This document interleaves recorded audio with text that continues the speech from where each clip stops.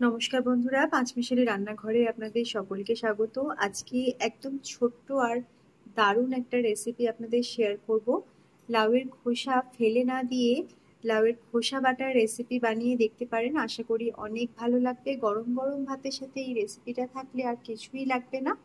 আজকের এই রেসিপিটা দেখে ভালো লাগলে আমার চ্যানেলটিকে সাবস্ক্রাইব করে পাশে থাকা বেল আইকনটি ক্লিক করে নেবেন। আর অবশ্যই লাইক শেয়ার করবেন, কমেন্ট করে জানাতে ভুলবেন না আপনাদের কেমন লাগলো।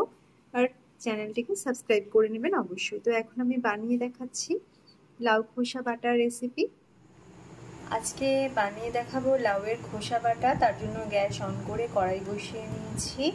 কড়াইয়ের মধ্যে দিয়ে দিলাম সর্ষের তেল 1 টেবিল চামচ মতো। মোটামুটি 8-10টার মতো রসুন কোয়া খোসা ছাড়িয়ে তেলের সাথে দিয়ে দিলাম। একটু ভেজে নিতে হবে। রসুন কোয়াগুলো একটু ভেজে নিয়েছি। এবার দিয়ে দিচ্ছি লাউয়ের খোসাগুলো এভাবে কেটে নিয়েছি। প্রথমে একটু ভালো করে ধুয়ে নিয়েছিলাম। দিয়ে দিচ্ছি নুন। এখন একটু ভালো করে নেড়ে চেড়ে ভেজে নিচ্ছি। একটা ঢাকনা দিয়ে ঢেকে দেবো, তাহলে একটু নরম হয়ে যাবে। একটু নেড়ে চেড়ে ভেজে নিয়েছি আর ঢাকনা দিয়ে ঢেকে 2 মিনিট মতো এভাবে রেখেছি।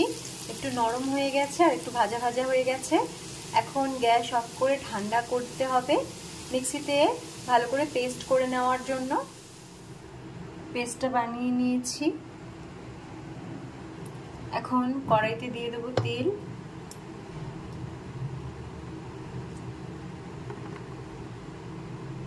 তেলটা একটু নেড়ে চেড়ে গরম করে নিচ্ছি। এর মধ্যে দিয়ে দিতে হবে পেঁয়াজ কুচি। একটা বড় সাইজের পেঁয়াজ কুচি করে নিয়েছি। পেঁয়াজটাকে একটু নেড়ে চেড়ে ভেজে নিতে হবে। ভালো করে পেঁয়াজটা ভেজে নিয়েছি। দিয়ে দিচ্ছি টমেটোর টুকরো আর কাঁচা লঙ্কার কুচি। এখন একটু নেড়ে চেড়ে ভালো করে ভেজে নিতে হবে। আর এর মধ্যে এখনই মিশিয়ে দিচ্ছি লাউ খোসা বাটা।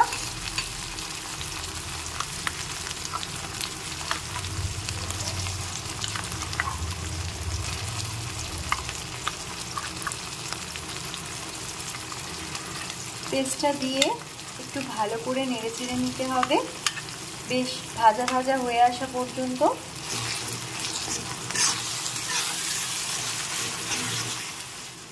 এখন কিছুক্ষণ নেড়ে চেড়ে ভেজে নিয়েছি। দিচ্ছি 1/2 টিস্পুন হলুদ গুঁড়ো, 1/2 টিস্পুন ঝাল লঙ্কার গুঁড়ো আর 1/2 টিস্পুন কাশ্মীরি লঙ্কার গুঁড়ো। দিয়ে দিচ্ছি আরও একটু সামান্য পরিমাণে নুন আর দিচ্ছি চিনি। চিনির পরিমাণটা অল্প নিয়েছি। এখন ভালো করে নেড়ে চেড়ে মিশিয়ে নিতে হবে আর আরও কিছুক্ষণ এভাবে নেড়ে চেড়ে ভাজা ভাজা করে নিতে হবে। খুব ভালো করে বেশ কিছুক্ষণ নেড়ে চেড়ে ভাজা ভাজা করে নিয়েছি যাতে মশলা কোনো রকম গন্ধ না ছাড়ে। এবার উপর থেকে একটু তেল ছড়িয়ে নেব। গরম গরম ভাতের সাথে এই রেসিপিটা খেয়ে দেখবেন। লাউয়ের খোসা ফেলে না দিয়ে এভাবে সুন্দর একটা রেসিপি বানিয়ে নেওয়া যায় আর ঝটপট বানিয়েও নেওয়া যায়। আর গরম গরম ভাতের সাথে একটা জিনিস থাকলেই এক থালা ভাত খাওয়া হয়ে যাবে।